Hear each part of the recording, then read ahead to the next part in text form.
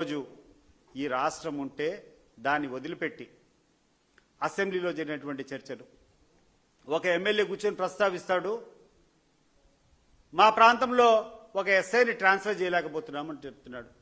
Assembly ఉండేది దానికే?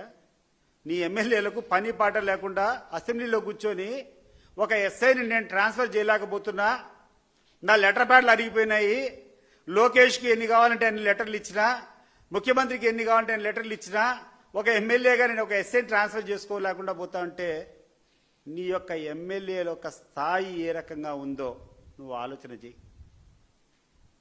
అంటే ఎమ్మెల్యేలు ఉండేది ఎస్ఐలు ట్రాన్స్ఫర్ చేసేదానికే?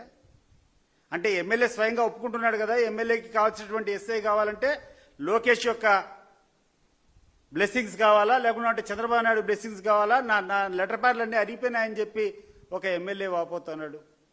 ప్రతి ఒక్క ఎమ్మెల్యేకి అది ఒక